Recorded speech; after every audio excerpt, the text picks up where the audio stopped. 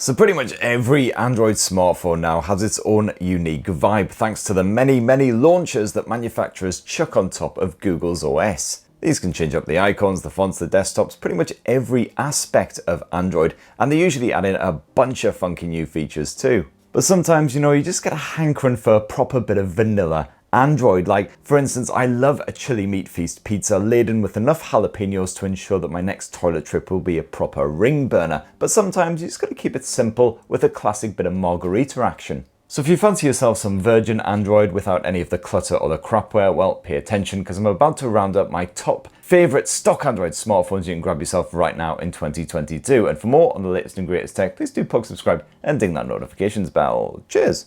Now, your first choice when it comes to stock Android smartphones should always be Google's own Pixel blowers. And in 2022, you've got a choice of three. The Pixel 6a is the most budget friendly at just 400 quid. You can upgrade to the Pixel 6 or the mega-sized Pixel 6 Pro if you're feeling a bit more plush. And most people will be perfectly happy with the Pixel 6a, which boasts the best camera tech at this price point, so you can point and shoot and get great looking pics day or night. And the Pixel 6a has another advantage over its brethren as well, and that's the fact that it is a proper pocket pleaser at just 6.1 inches. Sure, it's not rocking a proper premium glass finish like its siblings, but this thing looks and feels just as great as those more expensive blowers. And packed inside of that glossy frame is the same Exynos chipset that powers the Pixel 6 and the Pixel 6 Pro. This can handle everything up to and including some light gaming, although more intensive fare will stutter and stumble and the phone can definitely overheat at times. That OLED screen is a stunner, even if it does max out at 60Hz refresh, which is a shame. And yeah, it is quite small by modern standards, but I will very happily watch entire flicks on this thing.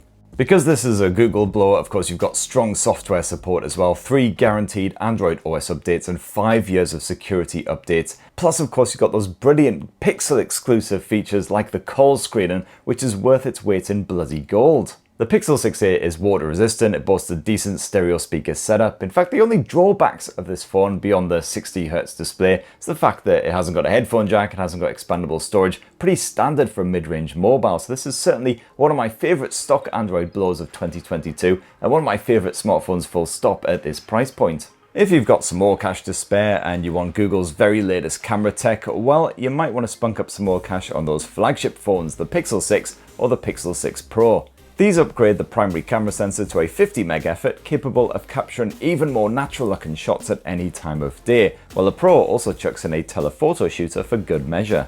Again, yeah, the gaming grunt isn't quite as impressive as some rival flagships, and the standard Pixel 6 does heat up a bit under duress, but the Pro model can happily handle a good bit of Genshin and other beefy titles on those top detail settings. And these flagships sport some stunning AMOLED screen tech, topping off at 90Hz on the Pixel 6 and improving the refresh range on the Pro, scaling from almost static all the way up to 120Hz. And they not only boast that water-resistant design, but also wireless charging support. I've done you a full side-by-side comparison of all 3 Pixel 6 series smartphones right here on TechSpert, so if you're still a bit befuddled, well, go check that out.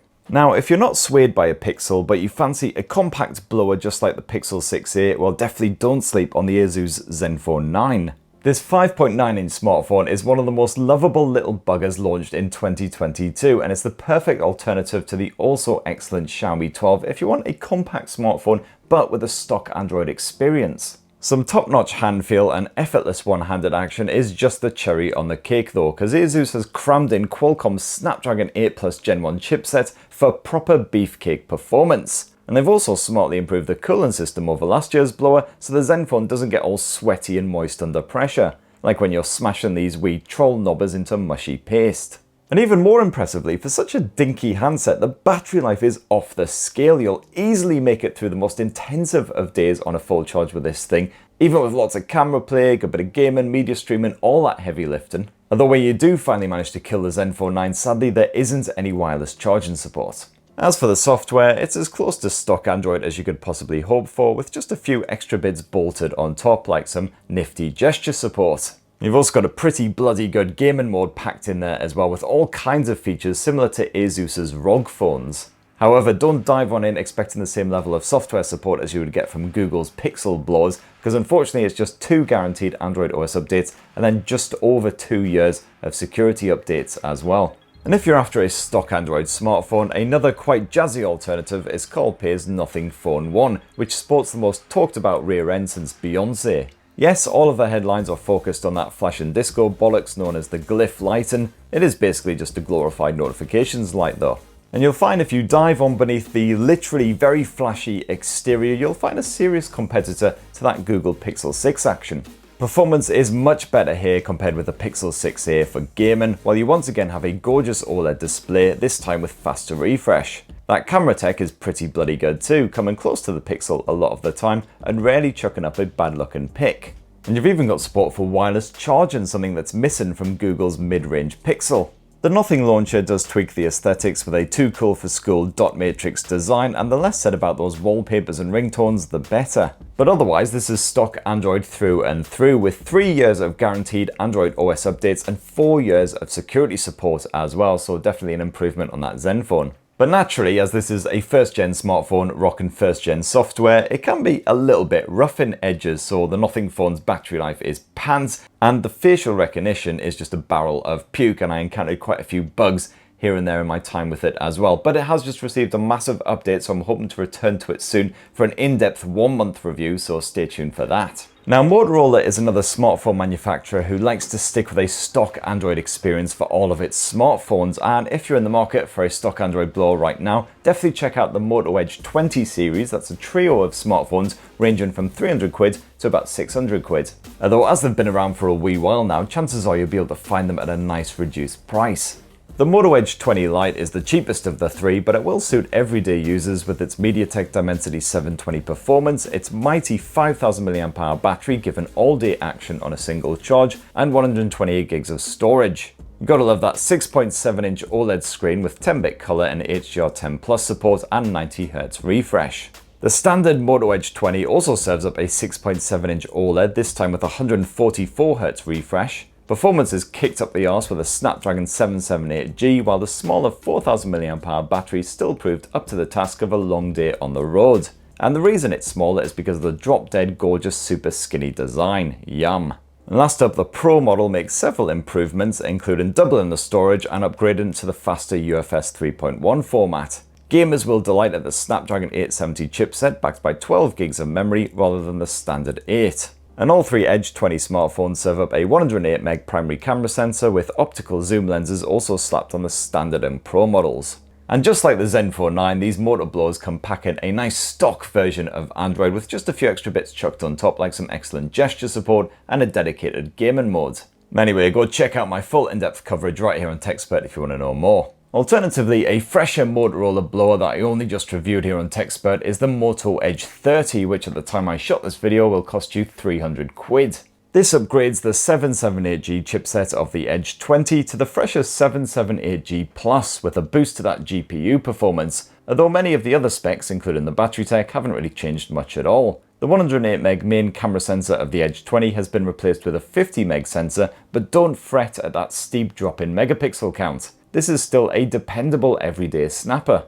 And while the battery life isn't as good as some rivals, there is a lot to love here, including that stock Android vibe. And boasting similar specs is the also fresh Moto G82, which again I only just covered here on TechSpert. You once again have an AMOLED screen and a 50MP camera sensor with optical image stabilization, but while the battery has bloomed to a 5000 mAh effort, the performance has softened a bit with the 600 series Snapdragon chipset instead. And if money is really tight but you definitely still fancy a stock Android smartphone, well, have a gander at the Moto G31. As far as looks go, the Moto G31 ain't anything special. Like most budget blowers, this is a plastic phone offering little in the way of frills or flair, although it is at least splash resistant if you have yourself an accident. The 6.4-inch OLED screen is a rare sight at this price, and while it's not particularly bright, it does churn out gorgeous visuals. Performance is quite basic with a Helio G85 running the show, backed by just 4 gigs of RAM. So the Moto G31 can just about handle lighter gaming titles like Call of Duty, but everyday running is fine. A 5000 mAh battery keeps you going strong all day long once again, and the camera tech is perfectly respectable too. That 50MP primary sensor typically struggles in strong or low light, but otherwise it can snap some decent looking pics of the fam, although the video mode does top off at Full HD resolution. And all the other features you would hope for and expect are present and correct. You've got NFC for your contactless payments, you've got a headphone jack, you've got micro SD memory card support so you can expand the storage. So all in all, it's a tidy little package at this budget price. And if you're on a proper tight budget, well, definitely check out the even cheaper Nokia G11. This cheap as soggy chip smartphone costs just 120 quid in the UK, and it's one of your best options at this price, especially if you really fancy some long battery life. Of course, the specs are quite basic, but the Nokia G11 is pretty good for streaming shows, browsing the web, simple stuff like that.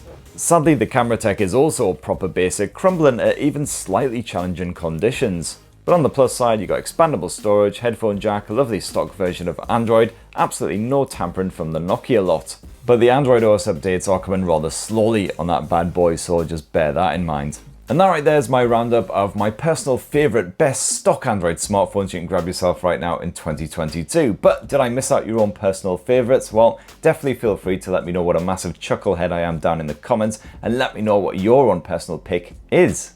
If your fancy has been well and truly tickled by any of these smartphones, well, I've got full unboxings and in most cases a full in-depth review of all of them right here on TechSpert. The likes of the Pixel 6 and the Pixel 6 Pro, some of the older tech. I've also done long-term 6-month reviews and stuff like that. So definitely check those out. And for more on the latest and greatest tech, please do poke subscribe, ding that notifications bell, and have yourselves a ruddy good rest of the week. Cheers everyone, love you.